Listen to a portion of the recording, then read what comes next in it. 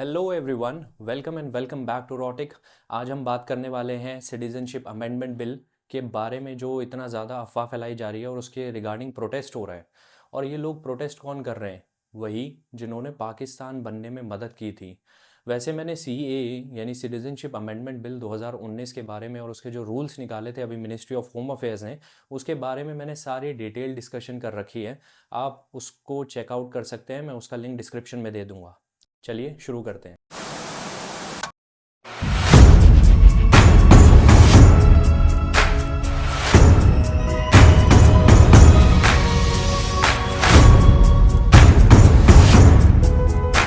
ये जानने से पहले मैं आपको थोड़ा सा इतिहास में लेकर के चलता हूँ।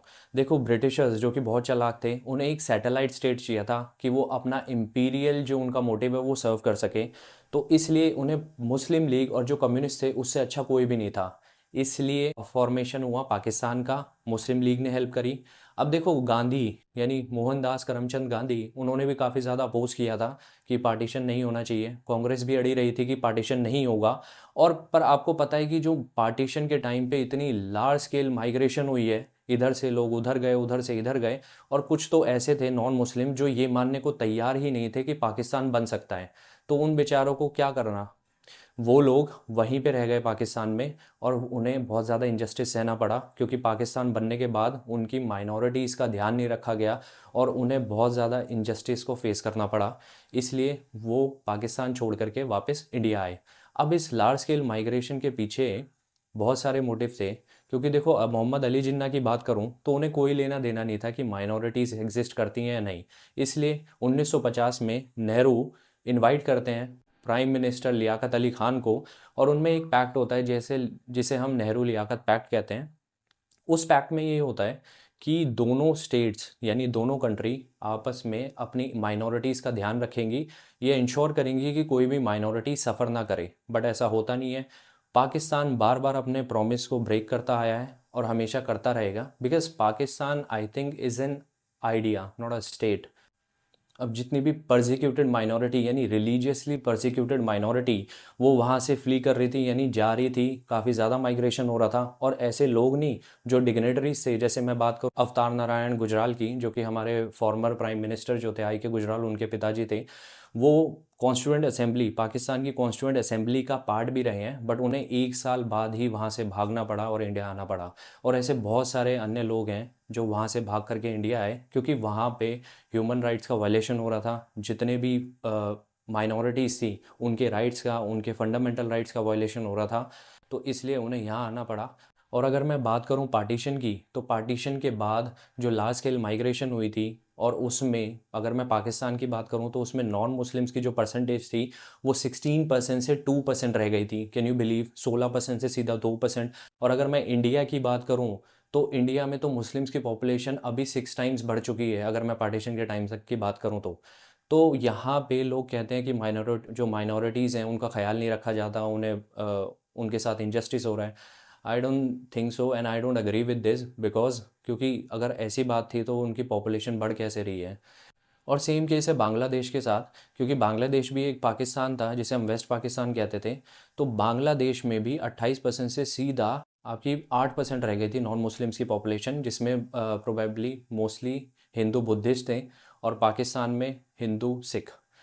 और अगर मैं अफ़गानिस्तान की बात करूं तो 1970 में वहाँ पे पॉपुलेशन नॉन मुस्लिम्स की 7 लाख थी, जो कि आई थिंक अब एग्जिस्ट ही नहीं करती है। लोग कह रहे हैं कि भाई जो सीएए है ये सेक्युलरिज्म के अगेंस्ट है, आर्टिकल 14 के अगेंस्ट है, ये फंडामेंटल राइट्स का वायलेशन है, ये यूसीसी का अगेंस्ट है। एक बात बताओ मुझे, जो आर्टिकल 370 था, जो प्रिविलेज दे रहा था मुस्लिम मेजॉरिटी स्टेट को यानी जम्मू एंड कश्मीर को, तब क्या था वो? उसके लिए तो कभी नहीं बोला कि ऐसे प्रिविलेजेस क्यों मिल रहे हैं। तो आई थिंक ये सही समय है कि हम चीज़ों को सही तरीके से लें। और अगर मैं बात करूं कि एक और काउंटर आता है कि अहमदिया, यानी अहमदिया को क्यों इंक्लूड नहीं किया सीएए में।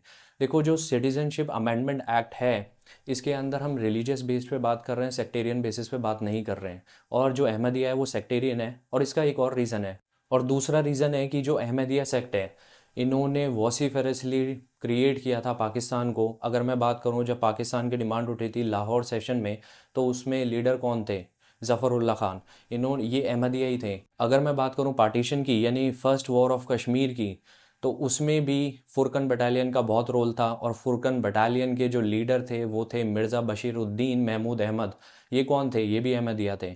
तो जिन्होंने पाकिस्तान के लिए इतना डिमांड क्रिएट करी थी, जो पाकिस्तान बनाना चाहते थे किसी भी हद तक। मैं मानता हूँ कि जो अहमदिया सेक्ट है वो पाकिस्तान में एक रिलीजियस परसिक्यूटेड माइनॉरिटी बन के रह गए हैं, बट पाकिस्तान भी उन्हीं की देन है, उन्होंने ही बनाया, उनके लिए उन्होंने लड़ा। अगर मैं बात करूं कांग्रेस की, यानी जो इंडिया अलायंस बनाया है, बहुत सारी अपोजिशन में पार्टीज़ हैं, वो क्या कह रही हैं कि भाई जो अब जो सीए है यानी सिटीजनशिप अमेंडमेंट एक्ट, ये सेक्युलरिज्म के अगेंस्ट है, आर्टिकल 14 के अगेंस्ट है, फंडामेंटल राइट्स के अगेंस्ट है, यूसीसी के अगेंस्ट है, और पता नहीं कितनी कितनी चीज़ों के अगेंस्ट है। ऐसा कुछ भी नहीं है, ये भ्रम फैलाया जा रहा है। तो इसलिए, क्योंकि अगर मैं बात करूं राज्यसभा में एक स्टेटमेंट की, जो कि हमारे फॉर्मर प्राइम मिनिस्टर थे डॉक्टर मनमोहन सिंह, तो उन्होंने ये कहा था कि बांग्लादेश जैसी कंट्री में बहुत सारी हमारी हिंदू माइनॉरिटी है जो कि परसिक्यूटेड है, उनके साथ इनजस्टिस हो रहा है। तो ये हमारी मोरल रिस्पॉन्सिबिलिटी बनती है कि हम, अगर वो हमें अप्रोच करें तो हम उन्हें सिटीजनशिप प्रोवाइड करें। तो ये स्टेटमेंट किसकी थी? ये कांग्रेस की नहीं थी, जो आज अपोजिशन में है और अपोज करे जा रही है सीएए को।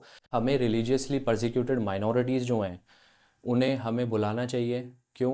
क्योंकि ये हमारी मोरल रिस्पॉन्सिबिलिटी है, ये मोरल ड्यूटी है, ये सिविलाइजेशनल ड्यूटी है। क्योंकि आपको पता है कि इंडिया पहले बहुत बड़ा था, जिसमें अफ़गानिस्तान, बांग्लादेश और पाकिस्तान भी था। तो ये हमारी रिस्पॉन्सिबिलिटी बनती है गवर्नमेंट की। आई होप जो मैंने इन्फॉर्मेशन दी है आप उससे एग्री करते हैं। और अगर आपको ये वीडियो पसंद आए तो प्लीज़ कमेंट सेक्शन में ज़रूर बताना है कि वीडियो कैसे लगा। इसे प्लीज़ लाइक करें, सब्सक्राइब करें एंड शेयर करें मेरे चैनल को। और ज़रूर बताना क्या वाकई में आप सीएए के अगेंस्ट